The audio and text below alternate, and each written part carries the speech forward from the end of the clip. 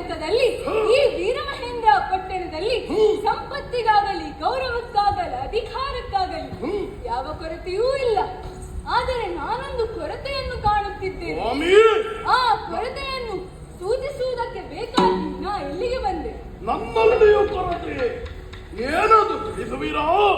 ಅಂತಹದ್ದೇನೂ ಅಲ್ಲ, ಅದನ್ನು ಪೂರೈಸುವುದು ನಿನಗೆ ದೊಡ್ಡದೂ ಅಲ್ಲ. ಹೌದು, ನಾನೇನು ನಿನ್ನನ್ನು ದುಷ್ಕಾರ್ಯಕ್ಕಿಳಿಸುತ್ತಿದ್ದೇನೆಂದೆನಿಸಬೇಡ. ಖಂಡಿತ ಇಲ್ಲ. ನೀನು ದೇವೇಂದ್ರನ ಪಟ್ಟ ಮಹಿಷಿ ಸಚಿ ದೇವಿಯನ್ನು ಬಲ್ಲೆ ಅಷ್ಟೇ. ಪಟ್ಟ ಮಹಿಷಿ?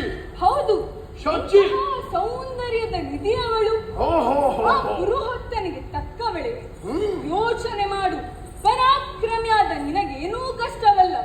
ವೀರರ ನಟ್ಟಿ ಅವಳನ್ನು ಕರೆತಂದು ನೀನು ವರಿಸಿದ್ದೆ ಅಂತಾದರೆ ನಿನ್ನ ಕಾರ್ಯವೊಂದು ಕೊನೆ ಮುಟ್ಟಿದಂತೆ ಅಲ್ಲವೇ? ಹೇಗೆ ನನ್ನ ಮಾತು ಸರಿ ಕಂಡ?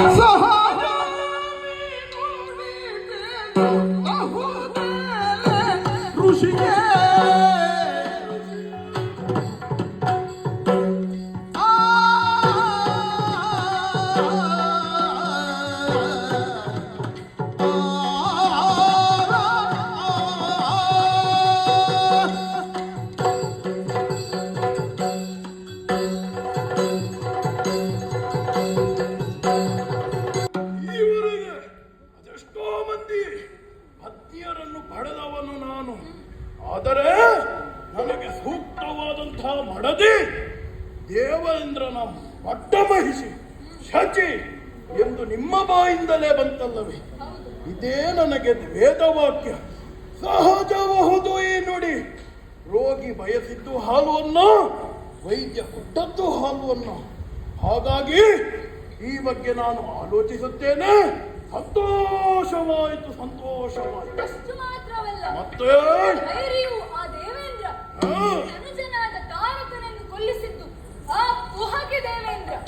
ಅವನಿಗೂ ತಕ್ಕ ಪ್ರಾಯಶ್ಚಿತವಾಗಲೇಬೇಕು. ಆ ಬಗ್ಗೆ ಯೋಚಿಸು. ನಮ್ಮಲ್ಲಿ ಪಟುಭಟರಿದ್ದಾರೆ, ಅವರನ್ನು ಕಳುಹಿ ಶಾಚಿಯನ್ನು ದರ ಎಳೆದು ಆಕೆಯನ್ನು ಮದುವೆ ಆಗುವಾಗ ನೀವು ನನ್ನ ಸಮ್ಮುಖದಲ್ಲೇ ಇರಬೇಕು. ಜಯ ಜಯ ಜಯ ಜಯ.